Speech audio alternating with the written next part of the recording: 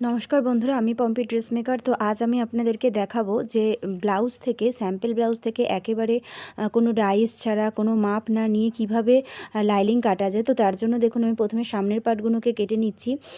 তো এস পার্টটাকে এইভাবে পুরোপুরি ঘরঘড়ির সাহায্যে, এটাকে ভরঘড়ি বলে, আমি যেটা ইউজ করছি, এটা হয়তো অনেকে অন্য নামও বলে থাকতে পারে। প্রত্যেকটা জায়গা যেখানে যেখানে সেলাই আছে সেভাবে আমি কিন্তু দাগ দিয়ে নিয়েছি, ছাপগুলোকে তুলে নিয়েছি। নিয়ে দেখুন যেভাবে এস পার্ট আঁকা আছে সেভাবেই কিন্তু আমি এঁকে নিলাম।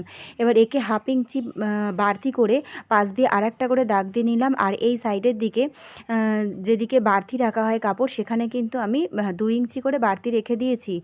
কারণ রেডিমেড ব্লাউজের ভিতরে কোনো এক্সট্রা কাপড় থাকে না, কিন্তু আপনাদেরকে রাখতে হবে যেহেতু আপনারা তৈরি করা ব্লাউজ করবেন। এখান থেকে ঠিক সেভাবে দেখুন বাটিটা আমি কিভাবে করছি, বাটিটাকেও ব্লাউজটাকে এইভাবে ভাঁজ দিয়ে নিতে হবে।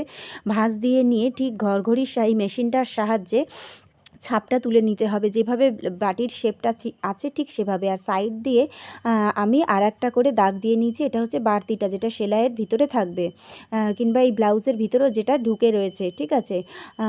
তো এইভাবে আমি বাটির শেপটাও আলাদা করে তুলে নিচ্ছি। যেভাবে পটল পাটটা আছে সেভাবে পটল পাটটাকে কেউ পটল পাট বলে থাকে, কেউ টেকেন পাট বলে থাকে এটাকে।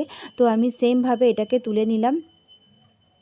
তো এই ছাপটা তুলে নিয়ে যদি আপনারা এইভাবে ছাপ তুলে করেন তাহলে আপনাদের খুব কম সময়ে কিন্তু ব্লাউজ কোনো মাপ না নিয়েই বানিয়ে নিতে পারবেন, মানে কাটিং করে নিতে পারবেন। নৌকা পাটটাকেও এইভাবে আমি করে নিলাম।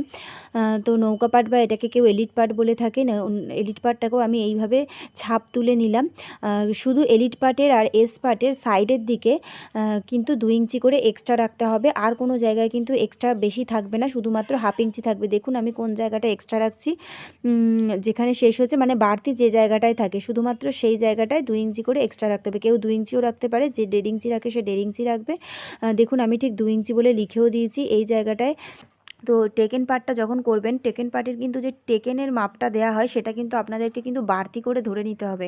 মানে পটল পাটটা যতটুকু থাকে ততটুকু নিলে কিন্তু হবে না, তার থেকেও কিন্তু হাফ ইঞ্চি করে তো এক্সট্রা নিচ্ছেনই সাইডে, তার থেকেও কিন্তু আরও 1 ইঞ্চি করে এক্সট্রা নিতে হবে 2 সাইডে। এবার যে যতটা টেকেন দেবে সে ততটা কিন্তু বাড়তি মাপ এই পটল পাটটায় কিন্তু ধরে নিতে হবে এই টেকেনের জন্য।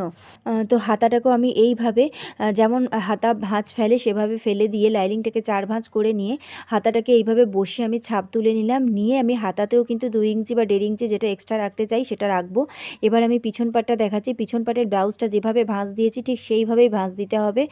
ভাঁজ দিয়ে এবার পুরটা আমি মেপে নিচ্ছি। ঠিক যে কোনো একটা সমান জায়গা নিয়ে পুরটা কিন্তু মাপতে হবে। আমি কিন্তু মেশিনের মানে মেশিনের যে টেবিলটা হয় সেলাই মেশিনের, সেখানে রেখে কিন্তু পুরটা মেপে দেখছি।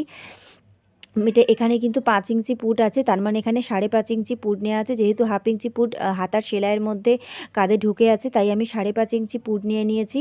নিয়ে এবার আচ্ছা, এস পাট আর এই নৌকা পাটটাকে এইভাবে বসিয়ে পিছন পাটের ওপর বসিয়ে এইভাবে দেখে নিতে হবে যে মানে আমি এইভাবে বসিয়ে দেখে নিচ্ছি। দরকার পড়লে হাফ ইঞ্চি করে যতটুকু সেলাই দিতে হবে ততটুকু করে এইভাবে মুড়ে ধরে দেখে নেবেন যে আপনাদের একদম পিছন পাটের সঙ্গে সামনের পাটটা মিলছে কি না। না হলে কিন্তু সামনের পাট বাড়তি হতে পারে বা পিছনের পাট বাড়তি হয়ে গেলে কিন্তু তখন বগলে জুড়তে অসুবিধা হবে।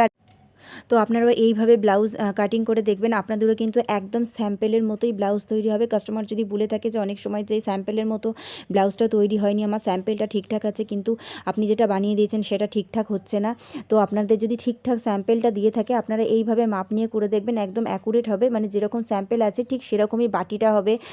কোনো সময় হয় না, বাটি অনেকটা ফুলে যায়, কাস্টমারের যেভাবে স্যাম্পেলে থাকে সেভাবে হয় না। তো সেইভাবে যদি একদম একদম একই রকম করতে চান তাহলে এইভাবে আপনারা এই মেশিনটা ইউজ করে, মেশিনটার বেশি দাম না, এটা হয়তো দোকানে 30-40 টাকা দাম নিতে পারে। আর এটা নাম ঘরঘড়ি, অন্য কেউ কিছু বলে থাকতে পারে, বা ছাপ তোলার মেশিনও আপনারা বলে দেখবেন, কিংবা ছবিটা দেখে নিন, এইভাবে স্ক্রিনশট মেরে দেখাতে পারেন দোকানে। এটা কিন্তু খুবই কাজের, এটা চুড়িদারও এই মেশিনটা খুব কাজে দেয়, টেকেন দেওয়ার জন্য তো খুবই কাজে লাগে। আর আপনাদের যদি ভালো লেগে থাকে তাহলে আমাকে কমেন্ট করে জানাবেন, আর একটু লাইক করে দেবেন যদি ভালো লেগে থাকে।